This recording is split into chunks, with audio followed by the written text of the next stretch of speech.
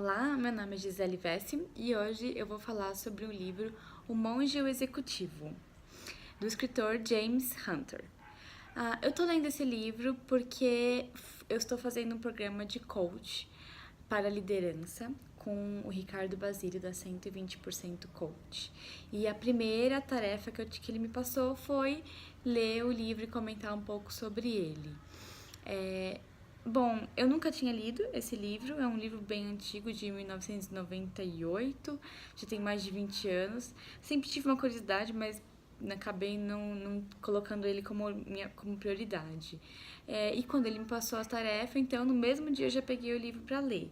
E eu fiquei pensando, bom, será que é um livro atual, né? 1998. Bom, agora eu só posso dizer que é super atual e vai ser sempre, né? Então vamos lá. O livro, na verdade, vai falar um pouco sobre a vida do John. John é um executivo super bem sucedido. Ele foi criado na igreja luterana, é casado com a Rachel, tem 2 filhos, um adotado e uma filhinha deles. Ele é gerente geral de uma fábrica de vidros de mais de 500 funcionários, então ele é um líder de bastante pessoas. Mas de uns tempos para cá as coisas ficaram um pouco complicadas. A relação com os filhos já está um pouco desgastada, eles são adolescentes. A esposa também já começou a dar uma reclamada. Os funcionários da fábrica entraram com o sindicato, então ele também começou a se sentir um pouco desvalorizado.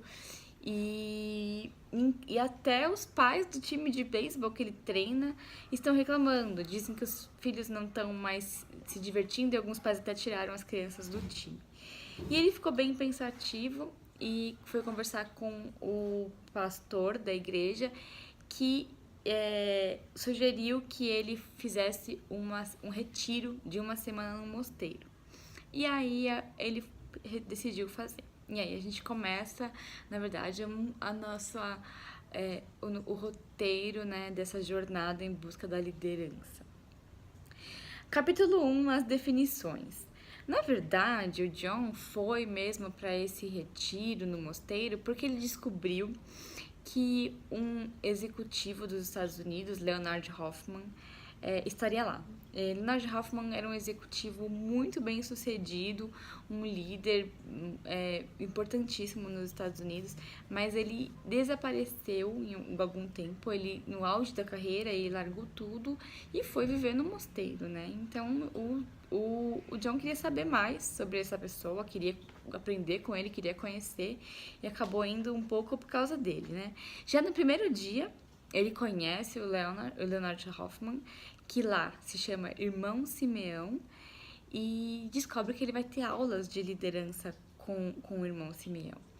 E a primeira aula já é permeada de ensinamentos como ensinando o que você se aprende, como saber ouvir, aprender a escutar, né? Mas o objetivo mesmo são algumas definições. E aí as definições mais importantes, a definição mais importante, que é sobre liderança, foi feita em grupo. O que significa liderança para o grupo? A habilidade de influenciar pessoas para trabalharem entusiasticamente, visando atingir os objetivos identificados como sendo para o bem comum. Legal, né? E o que seria uma habilidade, né? A habilidade é a capacidade adquirida. Ou seja, que você pode desenvolver quando você tem um objetivo e pratica as ações adequadas para isso. A segunda definição foi poder versus autoridade, né? O poder. Poder é uma faculdade de forçar ou coagir alguém a fazer a sua vontade através de força ou posição, mesmo contra a vontade daquela pessoa. E é uma coisa um pouco negativa, né? Já a autoridade é uma habilidade, ou seja, pode ser adquirida se você tiver as ações necessárias. De levar as pessoas a fazer de boa vontade o que você quer por influência pessoal. A terceira e última definição dessa aula foi relacionamento e tarefa. A liderança se baseia sempre no equilíbrio entre esses dois pilares, e o relacionamento é construído sempre com base na confiança. Capítulo 2, o velho paradigma. O John, na verdade, começa as manhãs conversando com o Simeão, né, e se encontrando. E aí, novamente, o tema escutar vem à tona. Mas a aula mesmo se desenvolve em torno de paradigmas. O que são paradigmas? São modelos mentais que o seu cérebro toma por verdade.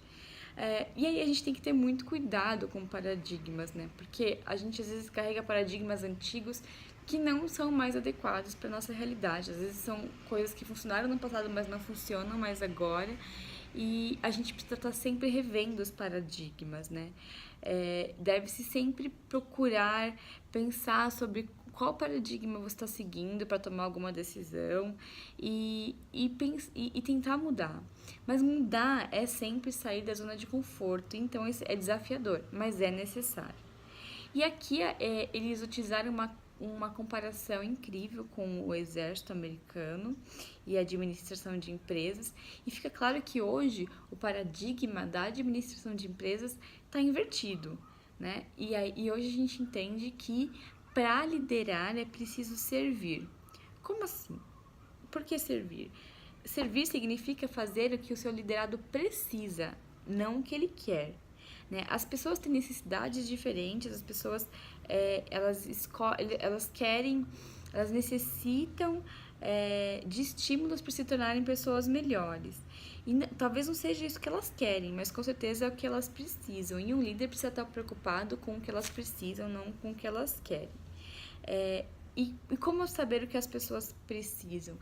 Aqui ele cita a pirâmide das necessidades de Maslow, em que as necessidades básicas estão na base da pirâmide, depois vem segurança e proteção, amor e pertencimento, autoestima e autorrealização.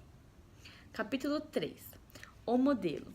O terceiro dia começa com uma conversa sobre opiniões adversas e eles definem um modelo de liderança como sendo Jesus Cristo o melhor líder de todos os tempos, porque ele influenciou e influencia até hoje a vida de bilhões de pessoas sem ter poder nenhum. Ele não era ninguém com poder. Ele tinha, sim, a autoridade. Como ele conseguiu construir essa autoridade? Com base em duas coisas: serviço e sacrifício. Para servir, você precisa encontrar as necessidades do seu liderado, e isso requer sacrifícios. E o serviço e sacrifício são construídos com base no amor, que é fundamentado na vontade, que significa intenção mais ação. E aí eles constroem um modelo de liderança que aí é o triângulo invertido, começando com a base na vontade, ação mais intenção, amor, serviço e sacrifício, autoridade e chegando na liderança. Capítulo 4, o verbo. O tópico da quarta aula é o amor, mas não o amor como sentimento, é o amor como ações. O amor descrito na Bíblia Antiga como o ágape. E aí eles trazem 8 conceitos, né, para o amor. O primeiro é paciência. A gente nem precisa falar, porque é importante ter um autocontrole como líder, não sair gritando, esperneando ou batendo a mão na mesa. Isso é muito ruim. O segundo é bondade, e dar atenção, apreciação, incentivo. As pessoas precisam de que sejam ouvidas, né? Aqui vem uma longa discussão sobre a importância de se colocar no lugar do outro e se doar no momento de uma conversa. Humildade, que é não ter pretensão, orgulho ou arrogância. Respeito, tratar os outros como se fossem pessoas importantes. Isso parece fácil, mas na verdade é muito difícil e requer muito amor e sacrifício. Abnegação, que significa satisfazer as ações do outro antes das suas. Perdão, aqui é muito bonito, né? Desistir do ressentimento quando enganado. Não significa que você deve passar a mão na cabeça das pessoas. Significa que você tem que ter um comportamento afirmativo diante de alguma situação, mas então depois desapegar-se de qualquer resquício de ressentimento. O sétimo é a honestidade. Não precisa nem falar nada, né? Que é não enganar e não só mentir, mas deixar, omitir também e deixar de esclarecer expectativas, ser responsável, né, pelo aquilo que você transmite. E o compromisso, a ter as suas escolhas. Ser líder é uma escolha e você tem um compromisso. Então, manter esse compromisso de ser líder. Capítulo 5 é o ambiente. Criar um ambiente para liderança é como cultivar um jardim. É uma metáfora muito bonita, né? Você prepara a terra, você planta semente, você aduba, rega, poda, mas não é você quem dá o crescimento. Você preparou todo o ambiente, o entorno, mas não é você que faz o crescimento em si. E é isso na liderança. O seu trabalho é criar um ambiente que seja fértil para as pessoas se desenvolverem. É isso a liderança. O capítulo 6 é a escolha. O que significa que temos escolhas? Significa que a gente tem que fugir do paradigma do determinismo. Que as coisas são assim porque elas vão ser sempre assim. Que eu nasci assim, vou morrer assim, então a gente tem que fugir dessa questão do determinismo. Nós temos que estar conscientes que muito das nossas escolhas são através de hábitos. E como criar novos hábitos? O Simeão traça 4 estágios. O primeiro é inconsciente sem habilidade, que significa que eu não tenho consciência do meu hábito e não consigo mudá-lo. O segundo é consciente sem habilidade. Eu tenho consciência de algum comportamento, algo que eu quero mudar ou cultivar em mim, mas eu não comecei isso ainda, né? Que seria o primeiro passo para uma mudança.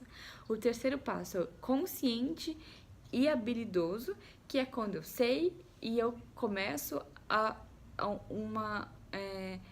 eu começo a criar já um novo hábito. E o quarto estágio é inconsciente e habilidoso, que eu já incorporei esse novo hábito e esse novo comportamento em mim. Então, eu já faço isso no automático.